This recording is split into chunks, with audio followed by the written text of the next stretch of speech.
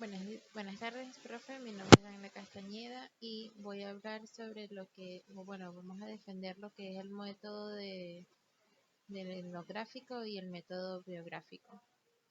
El método etnográfico es un método de investigación social que analiza de manera sistemática lo que son las culturas de los grupos humanos. Se basa en la observación directa y participativa de los fenómenos sociales desde el punto de vista en que están vistas por los propios protagonistas.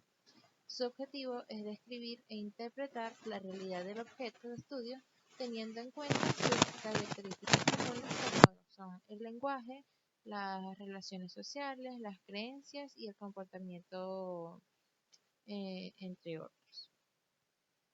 Mientras que el método biográfico es un método de investigación cualitativa que se basa en la recolección y el análisis de documentos personales que narran la vida de lo que es una persona o un grupo determinado. Estos documentos pueden ser autobiográficos, pueden ser biografías, diarios, cartas, historias de vida, relatos de vida, historias orales, entre otros.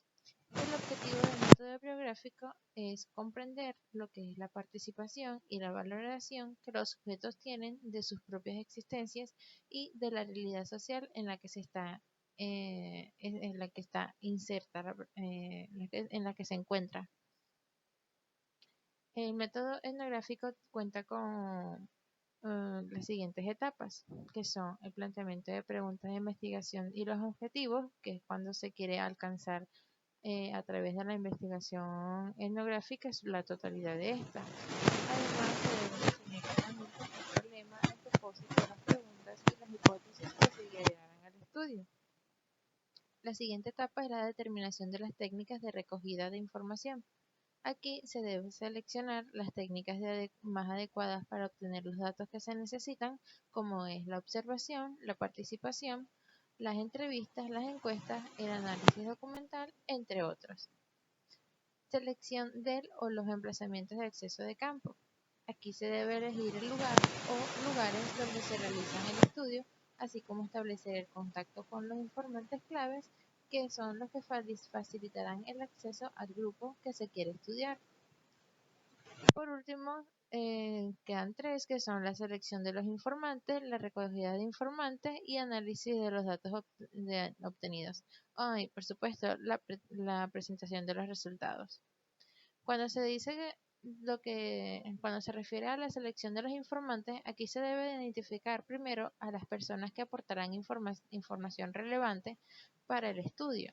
Esto teniendo en cuenta criterios como la representatividad, la diversidad, la disponibilidad, la confianza, entre otros. En la recogida de información se debe realizar la observación pertinente a las demás técnicas elegidas para obtener los datos tomando notas detalladas y registrando todo lo que sea importante para el estudio. En el análisis de los datos obtenidos se debe de organizar, clasificar, codificar y analizar los datos recogidos generando categorías conceptuales que permitan establecer regularidades o asociaciones entre lo observado. Y por último, en lo que es la presentación de los resultados, se debe redactar un informe o una monografía que contenga la descripción y la interpretación de los hallazgos del estudio, así como las conclusiones y las recomendaciones y las limitaciones del mismo. En cuanto a las etapas del método biográfico, se encuentra primero el planteamiento del problema y los objetivos de investigación. Aquí se debe definir claramente el tema, el propósito, las preguntas, las hipótesis y las orientaciones que se tengan hacia el estudio, como la justificación y la relevancia del mismo. Se debe también seleccionar una fuente de información donde se deben elegir los documentos personales que se utilizarán para reconstruir la vida del sujeto o del grupo estudiado. También está el acceso de campo y los informantes. Aquí se debe establecer el contacto con las personas que poseen o producen los documentos personales, así como obtener su consentimiento, el consentimiento informado y garantizar la confidencialidad y el anonimato. También tenemos lo que es la recolección de datos. Aquí se debe obtener los documentos personales mediante las técnicas como las entrevistas, la observación, el análisis, los documentales, entre otros. El análisis de los datos también se debe organizar, clasificar, codificar y analizar los documentos personales, generando las categorías y conceptos que permitan la interpretación del sentido y el significado de la vida del sujeto y del grupo de datos. Y por último está lo que es la presentación de los resultados. Se debe redactar un informe o una monografía que contenga la descripción y la interpretación de los hallazgos de estudio, así como las conclusiones y las recolecciones de las limitaciones del mismo. Por otra parte, quisiera hablar sobre lo que son las diferencias entre el método biográfico y el método etnográfico. Ciertamente, estos son dos métodos de investigaciones cualitativas que tienen en común el interés de comprender la realidad social desde lo que es la perspectiva del sujeto de las vivencias. Pero, por supuesto, están unos puntos esenciales que es como está el objeto de estudio. El método biográfico se centra en la vida de una persona o de un grupo, mientras que el método etnográfico se enfoca en la cultura de un grupo humano. La fuente de información también es otro tema importante, puesto que el método biográfico se basa en lo que son las documentaciones personales que narran la vida del sujeto del grupo, mientras que el método etnográfico se apoya en la observación directa y la participación de los fenómenos sociales. Está también el rol del investigador, que mientras en el método biográfico implica una relación más cercana y empática entre el investigador, el informante, en el método etnográfico se requiere una mayor distancia y una objetivización por parte del investigador. Por último está el tipo de análisis. El método biográfico realiza un análisis más narrativo e interpretativo de la vida del sujeto o del grupo, mientras que el método etnográfico realiza un análisis más descriptivo y explicativo de la cultura del grupo. Ahora vamos con lo que son las similitudes.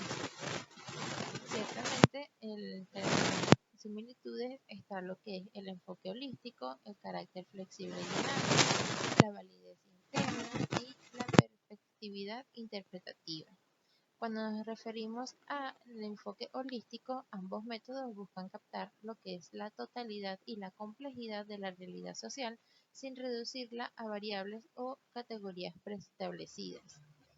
En el carácter flexible y dinámico, ambos métodos se adaptan a lo que son las condiciones y a las necesidades del campo de estudio, sin seguir un diseño rígido o predeterminado. Se puede también decir que se tratan de temas sensibles y receptivos a los cambios y a las sorpresas que puedan surgir durante el proceso de investigación. En la validez interna, ambos métodos se basan en la veracidad y la coherencia de los datos obtenidos, además de pretender generalizar y representar a todas las poblaciones. En la perspectividad interpretativa, ambos métodos se apoyan en lo que es la comprensión e indiferencia del sentido y el significado de los datos, sin importar cuál es la visión externa o ajena a los sujetos.